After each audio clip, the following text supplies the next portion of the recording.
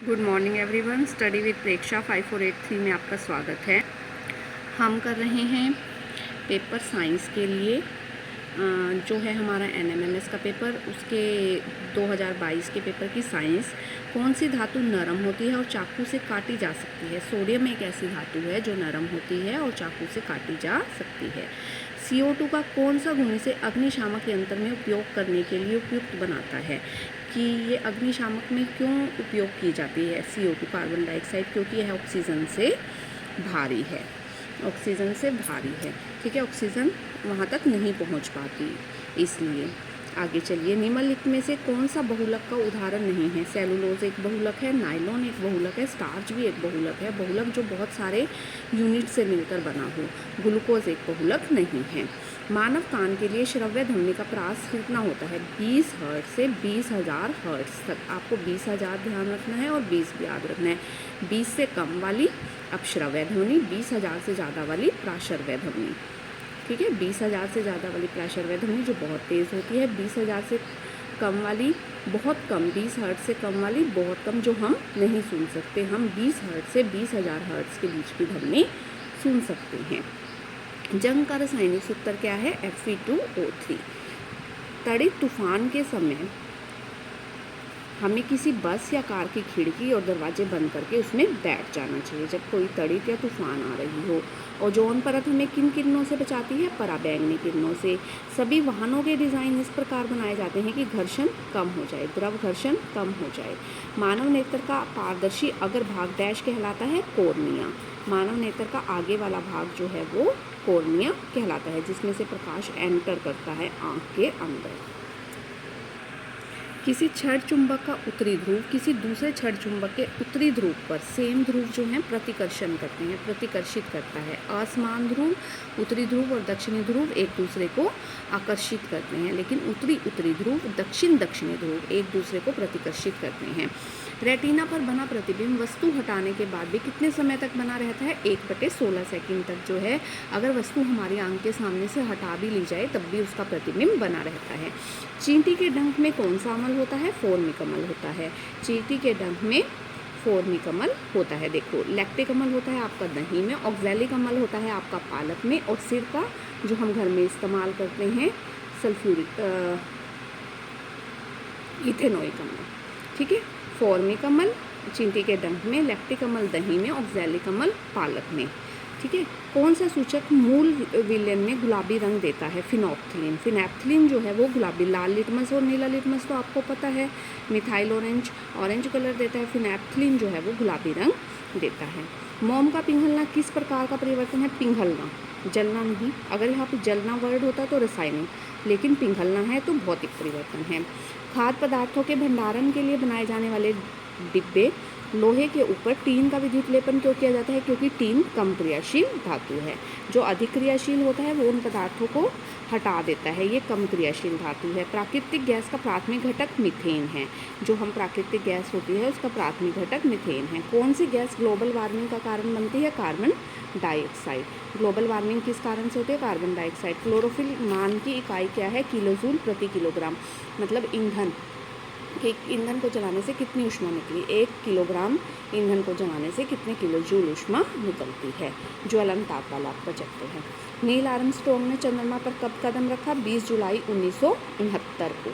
Next question, जब एक पटाखा प्रज्वलित किया जाता है तो अचानक एक प्रतिक्रिया होती है। इस प्रतिक्रिया में ऊष्मा, प्रकाश और ध्वनि बड़ी मात्रा में गैस बनती है। ऐसी प्रतिक्रिया को हम क्या कहते हैं? विस्फोट कहते हैं।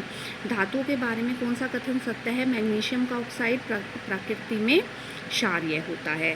देखिए, दूसरा इसलिए सत्य नहीं है क्योंकि सोडियम के साथ उसने सोना धातु लिखी है, इसलिए वह सत्य नहीं है। पारा हल्की धातु भी नहीं है। जिंक कार्बोनेट कॉपर सल्फेट विलयन से कॉपर को विस्थापित नहीं कर सकता है।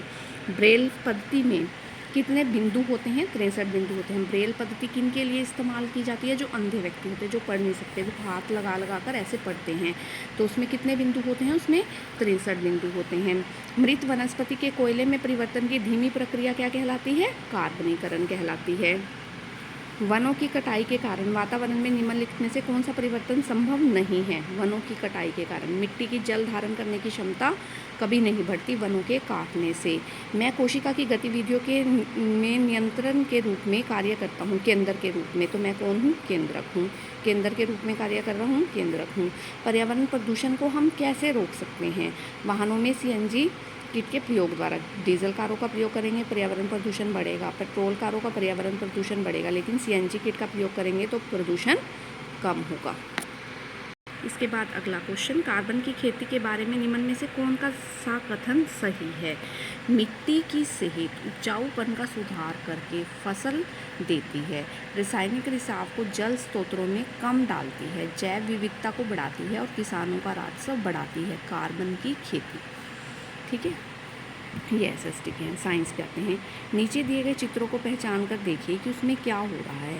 पहले में हो रहा है निषेचन, ठीक है, स्पर्म अंदर जा रहा है। दूसरे में हो रहा है फ्यूज़न, युग्मनज बन रहा है।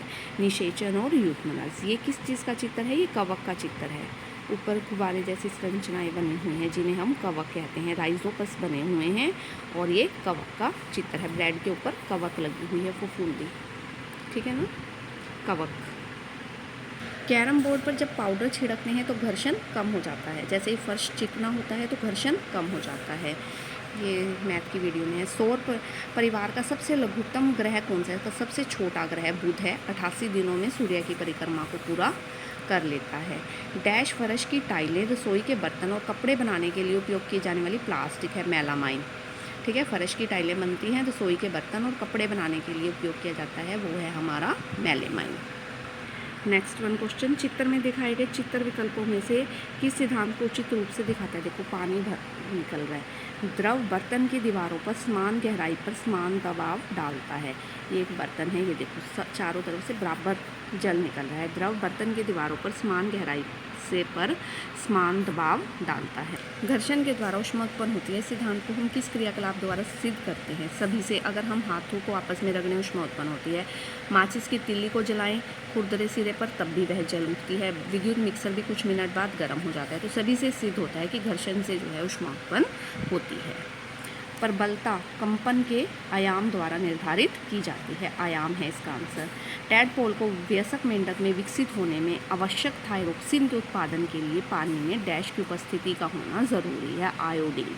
टैडपोल को वयस्क मेंढक में विकसित करने के लिए आपके दो क्वेश्चन हो गए कि थायरोक्सिन चाहिए। थायरोक्सिन किससे मिलेगी उस टाइम? आयोडीन से मिलेगी।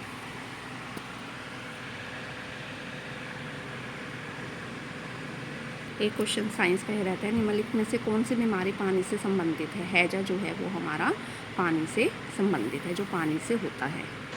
अगर आपको वीडियो पसंद आई है तो please like, share and subscribe my channel.